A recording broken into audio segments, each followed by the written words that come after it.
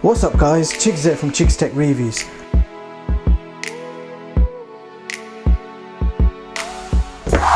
Today I've got my hands on the TANIX TX6. So here is the brand new Android TV box by TANIX. This is running the Allwinner H6 1.5 GHz CPU with 4 gigs of RAM and 32 gigs of internal storage. We also have dual band Wi-Fi, Bluetooth 4.1. This is running Android 7.1 and you have the Allwinner UX running on top. Now this supports 4K at 60 frames per second, supports HDMI version 2.0 and 5.1 surround sound. Now, and this is everything you get in the box, and it's your usual accessories, user manual, power adapter and a remote control. Now the box itself has a simple design with rounded edges, TX6 logo in the middle. Now on the front we have an LED display which will show you your connection information and the time, etc.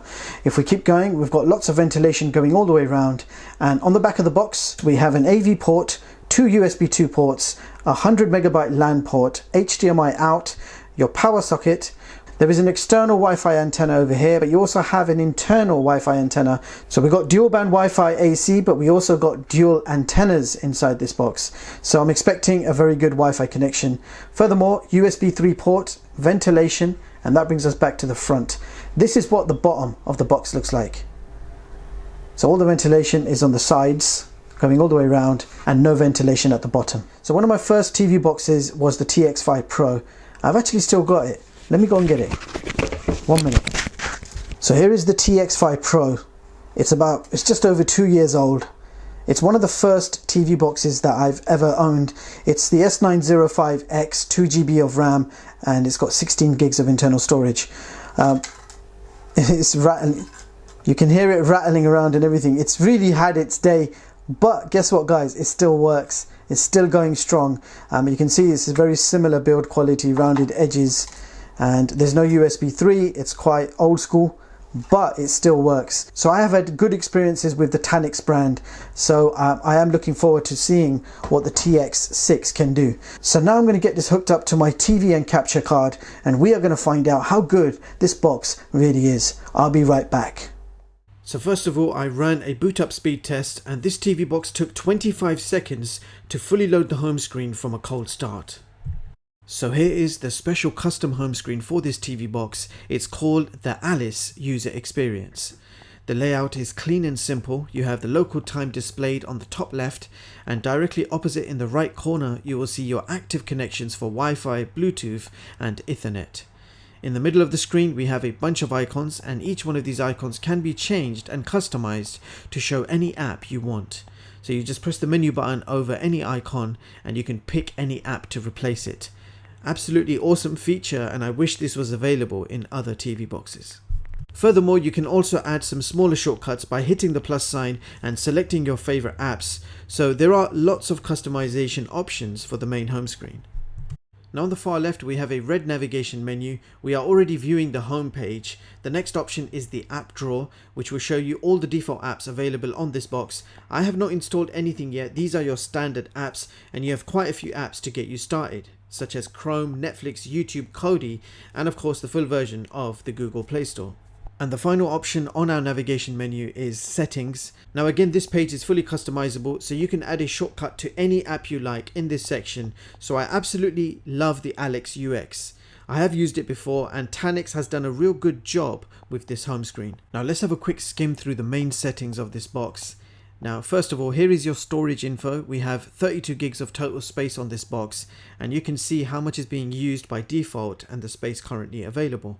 Now if we go and have a quick look in about, you will see that this is running Android version 7. Now another cool feature that needs a mention is if you press the left button twice, you will see a hidden vertical menu which shows you all your recently opened apps, and you have the option to jump into any app from here or close them all at once. So now we're going to be testing screen mirroring, and this box is capable of both iOS and Android screen mirroring. So let's begin with Mirrorcast for Android. I was able to connect with my Mate 20 Pro pretty quick and easy, and the screen mirroring experience was very good with no lag whatsoever. As mentioned, this box can also do iOS screen mirroring with the pre-installed app AirScreen. So I tested out AirPlay with my iPhone 7. It was very quick and easy to connect, and I was able to mirror my iPhone screen with pretty much no lag and a great smooth screen mirroring experience. So I am happy to say that this box supports both AirPlay and Miracast. So now I'm going to play some 4K video samples from a USB drive, and I will be doing this with the included Kodi media player.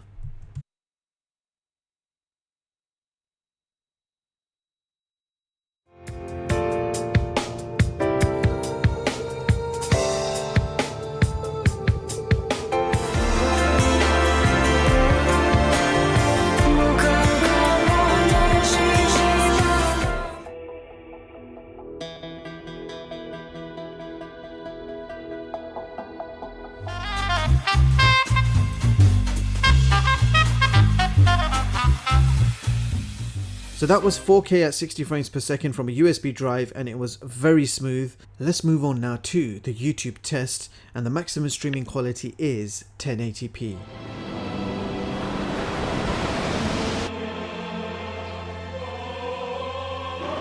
You want some electrolytes? No. I don't smoke or nothing after sex, but I'm gonna give me some Gatorade. You want some Gatorade? No. I got flavors. Sober hasn't been good for him. Pierce was in the full bloom of alcoholism here. Exactly. Never should have quit drinking.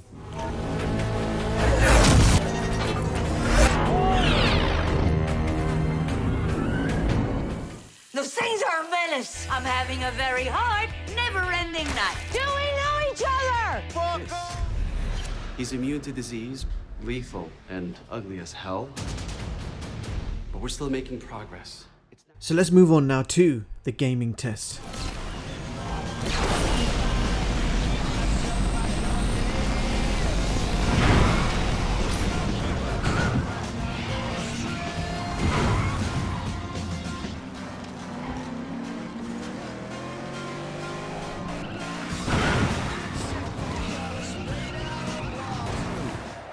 Both players want to win this match.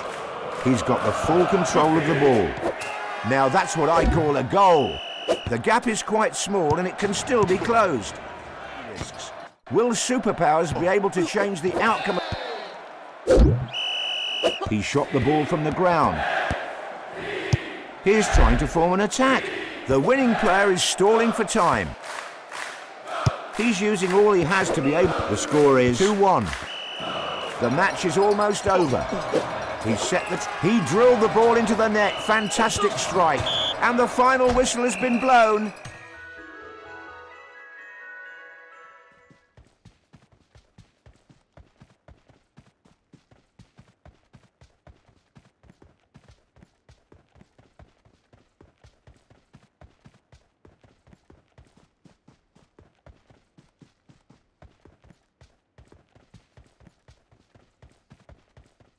Now for you advanced users, DRM info shows Google Widevine level 3, and here is your CPU Z system information, and you can see we have a clock speed of up to 1.8 GHz, and this box comes rooted as standard. And in the Wi-Fi speed test we achieved 46 megabits per second download and 9 megabits per second upload, and our top Wi-Fi speed is between 47 to 50 megabits per second. Furthermore, onto our benchmark scores, we have a Geekbench multi-score of 1033 and an Antutu score of 47k. So there you have it guys, that was the new TANIX TX6. Now here are my thoughts on this TV box. The best thing about this box is the interface. The Alice user experience is probably one of the best home screens I have ever used. It has some awesome customization options that we don't usually get with regular Android TV boxes. 4K videos at 60 frames per second played very nice and smooth, and you are limited to 1080p on YouTube and 480p on Netflix, but the video streaming online is nice and smooth with no issues at all. You can also run any Kodi build you want with ease.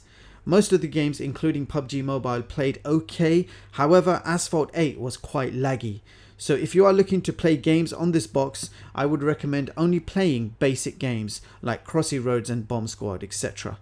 I could not find any issues so far with this box, so I'm just going to say that Android 7 feels a little dated. I would love to see Alice UX with Android 8 or even Pi, and that would be awesome, as I'm sure it would bring even more new features to the table. So that brings us to the top Android TV box chart of 2019. And as you can see, this box has achieved position 11 on this chart with a ranking of 8.2 out of 10. And you can view the full versions of all my charts online at chixtech.com and read them at your leisure. So bottom line, this is a great new budget TV box priced under $50, and for that price you are getting a very decent performance and absolutely amazing home screen. The user experience is brilliant and there are no real letdowns in this box. And the only reason this has not ranked any higher is the fact that this box is not a powerhouse. It's a budget box designed for streaming 1080p on YouTube and SD quality on Netflix. If you're looking for a cheap 1080p streamer, then this box will certainly not disappoint you. And with that being said, I will leave the links in the description so you guys can check this product out. Meanwhile, thank you so much for watching, and I hope you all have a brilliant day. See you in the next one, guys.